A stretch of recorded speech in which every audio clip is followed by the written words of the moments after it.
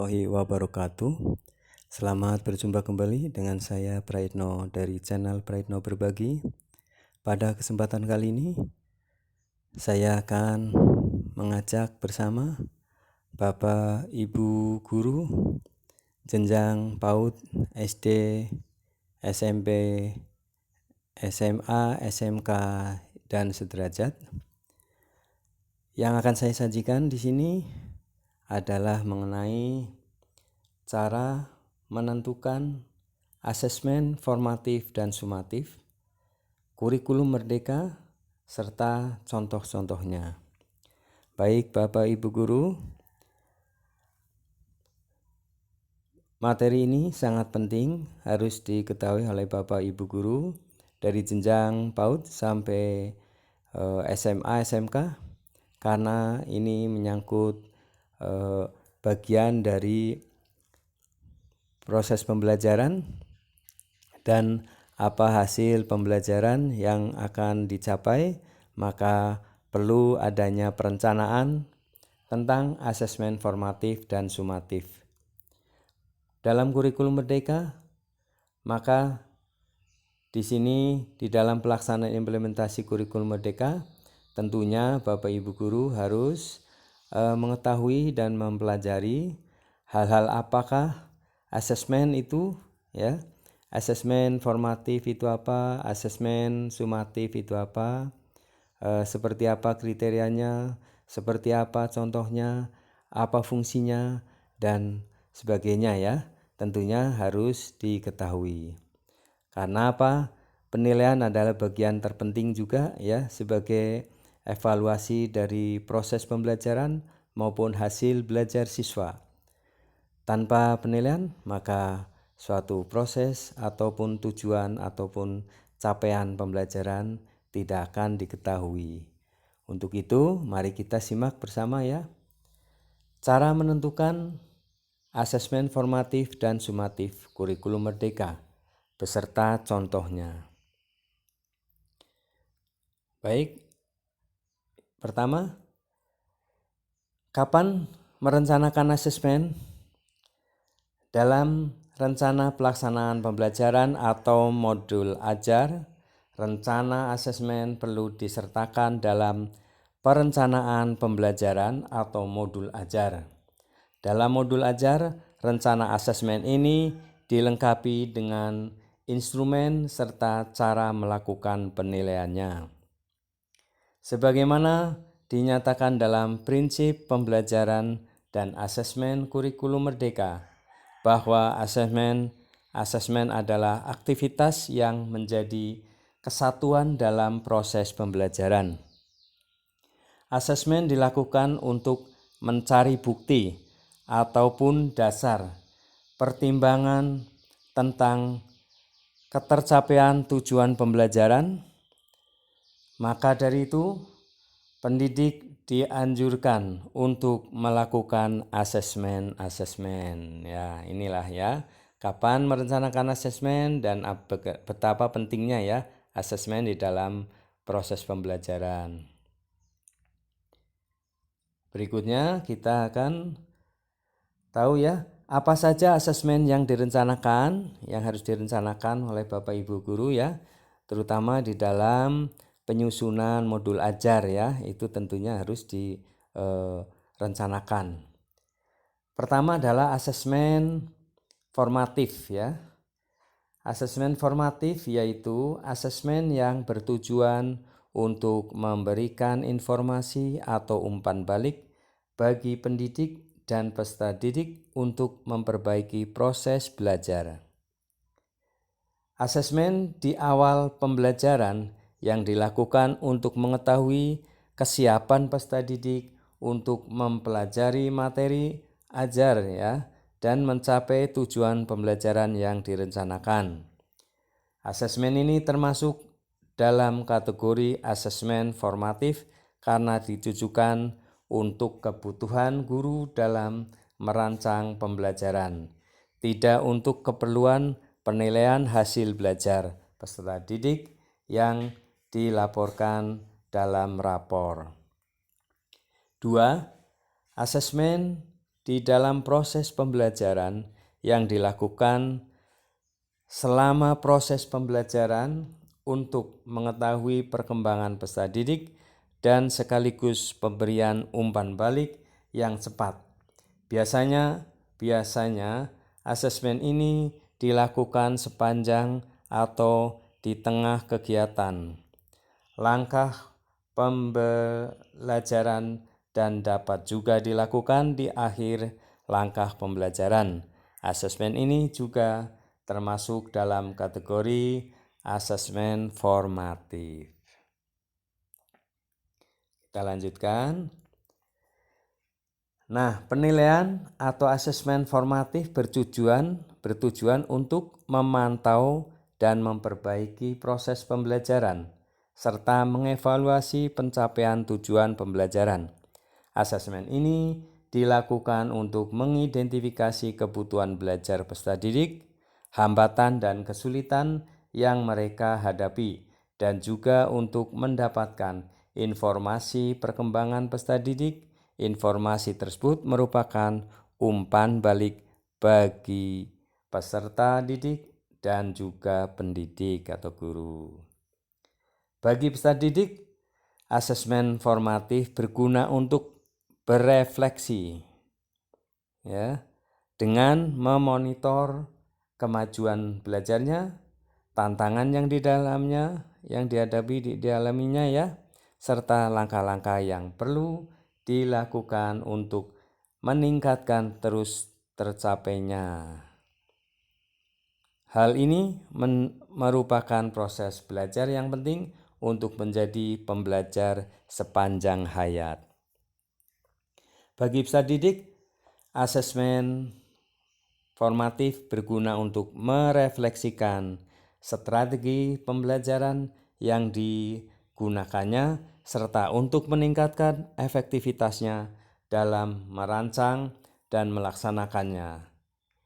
Asesmen ini juga memberikan informasi tentang kebutuhan belajar individu peserta didik yang diajarinya. Nah, begini ya. Contoh-contohnya ya, contoh-contoh pelaksanaan asesmen formatif seperti apa? Yaitu contohnya pendidik memulai kegiatan tatap muka dengan memberikan pertanyaan berkaitan dengan konsep atau topik yang telah dipelajari pada pertemuan sebelumnya.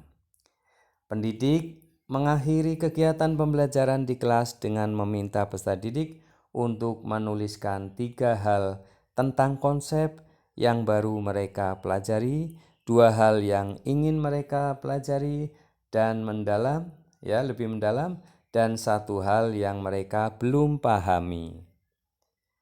Kegiatan percobaan dilakukan dengan diskusi terkait proses dan hasil percobaan.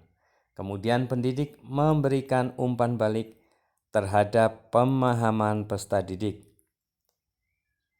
Pendidik memberikan pertanyaan tertulis, kemudian setelah selesai menjawab pertanyaan, peserta didik diberikan kunci jawabannya sebagai acuan melakukan penilaian diri.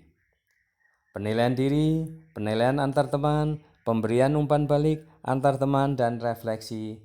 Sebagai contoh, peserta didik diminta untuk menjelaskan secara lisan atau tulisan, misalnya menulis surat untuk teman tentang konsep yang baru dipelajarinya. Nah, ini contoh pelaksanaannya ya. Nah, seperti apa? Contoh asesmen formatif dengan teknik observasi. Di sini ada formatnya ya, Bapak Ibu. Pertama, tujuan pembelajaran yang diukur apa? Misalnya mengukur panjang dengan satuan baku. Asesmen formatifnya adalah observasi pengukuran benda dengan menggunakan penggaris. Instrumennya lembar observasi pengukuran benda di sekitar. Lembar observasinya seperti ini ya, di ini Bapak Ibu, kegiatan pengukuran benda di sekitarku, nama peserta didik ya, namanya, tanggal pengamatan. Lalu di sini tujuan pembelajaran mapel matematikanya apa ya, aspek yang diamati apa, dapat menggunakan alat ukur yang sesuai secara mandiri. 2. Mampu mengidentifikasi ukuran benda berdasarkan hasil pengukuran. 3. Menuangkan hasil pengukuran dalam lembar kerja. Nah, ini teramati atau tidak teramati ya, siswa itu melaksanakan kegiatannya. Ini contoh format untuk observasi. Dengan menggunakan lembar observasi tersebut, pendidik dapat memantau perkembangan dan memberikan umpan balik. Misalnya, untuk peserta didik yang belum mencapai tujuan pembelajaran, diberikan umpan balik seketika dengan memberikan motivasi dan informasi tambahan atau memberikan arahan secara bertahap. Untuk peserta yang telah mencapai atau melebihi pencapaian, dapat diberikan apresiasi atau tantangan pembelajaran yang lebih tinggi. Namun demikian, pendidik dapat memberikan umpan balik lain di luar tujuan pembelajaran yang membangun peserta didik secara utuh, bisa perilaku maupun kompetensi lain di luar mapel yang disasar. Ya, ini contoh untuk asesmen formatif dengan rubrik ya. Ini seperti apa ini dengan rubrik? Penilaian kinerja, ayo ukur tinggi badan temanmu. Nah, tujuan pembelajarannya mengukur tinggi badan dengan menggunakan satuan baku. Instrumennya rubrik penilaian kinerja pengukuran tinggi badan dengan satuan baku. Nah, di sini ada indikator melakukan pengukuran. Kemudian hasil pengukuran skor 1 yaitu kesulitan untuk memilih dan menggunakan alat ukur. Hasil pengukuran kesulitan mengidentifikasi hasil pengukuran. Kemudian skor 2, kalau dapat 2 itu adalah dapat memilih alat ukur yang sesuai namun masih kesulitan dalam menggunakan alat ukur. Hasil pengukuran sebagian besar belum akurat. Kalau nilai 3 ya, skor 3 dapat memilih alat ukur yang sesuai namun masih kesulitan dalam mengukur beberapa objek dengan bentuk yang sulit. Hasil pengukuran sebagian kecil belum akurat untuk objek-objek dengan bentuk yang sulit. Nah, jika mendapatkan skor 4 adalah siswa yang dapat memilih dan menggunakan alat ukur secara mandiri. Nah, untuk indikator hasil pengukurannya yaitu dapat mengidentifikasi hasil pengukuran secara akurat. Nah, ini ya contoh asesmen formatif dengan menggunakan rubrik. Baik, itu ada 2 contoh ya. Nah, ini penjelasannya kalau menggunakan rubrik. Pendidik menggunakan rubrik untuk mengukur ketercapaian peserta didik. Karena asesmen ini merupakan asesmen formatif sehingga rubrik ini digunakan untuk memberikan umpan balik kepada peserta didik. Pendidik juga dapat memberikan rubrik ini sebagai asesmen diri dan mengajak peserta didik untuk merefleksikan prosesnya. Pendidik dapat memberikan umpan balik sesuai dengan kesulitan yang diamati. Peserta didik juga dapat diajak berdiskusi tentang apa yang bisa dilakukan untuk memperbaiki prosesnya. Pendidik dapat memberikan rekomendasi yang perlu dilakukan peserta didik untuk dapat meningkatkan skornya. Bagi peserta didik yang sudah terlatih, mereka dapat menilai diri dan menentukan langkah tindak lanjut atau tantangan lebih. Nah, baik. Yang kedua, ya, di dalam perencanaan ini adalah asesmen sumatif. Apa itu asesmen sumatif? Penilaian atau asesmen sumatif pada jenjang pendidikan dasar dan menengah bertujuan untuk menilai pencapaian tujuan pembelajaran dan atau CP peserta didik sebagai dasar penentuan kenaikan kelas dan atau kelulusan dari satuan pendidikan. Penilaian pencapaian hasil belajar peserta didik dilakukan dengan membandingkan pencapaian hasil belajar peserta didik sehingga kriteria ketercapaian tujuan pembelajaran. Sementara pada pendidikan anak usia dini, asesmen sumatif digunakan untuk mengetahui capaian perkembangan peserta didik dan bukan sebagai hasil evaluasi untuk penentuan kenaikan kelas atau kelulusan. Asesmen sumatif berbentuk laporan hasil belajar yang berisikan laporan pencapaian pembelajaran dan dapat dibandingkan dengan informasi pertumbuhan dan perkembangan anak. Ya, ini ya untuk PAUD ya, lain ya. Baik. Adapun asesmen sumatif dapat berfungsi untuk, fungsinya apa? Sebagai alat ukur untuk mengetahui pencapaian hasil belajar peserta didik dalam satu atau lebih tujuan pembelajaran di periode tertentu. Mendapatkan nilai capaian hasil belajar untuk dibandingkan dengan kriteria capaian yang telah ditetapkan. Menentukan kelanjutan proses belajar siswa di kelas atau jenjang berikutnya. Asesmen sumatif dapat dilakukan setelah pembelajaran berakhir, misalnya pada akhir satu lingkup materi, dapat terdiri atas satu atau lebih tujuan pembelajaran, pada akhir semester dan pada akhir fase. Khusus asesmen pada akhir semester, asesmen ini bersifat pilihan.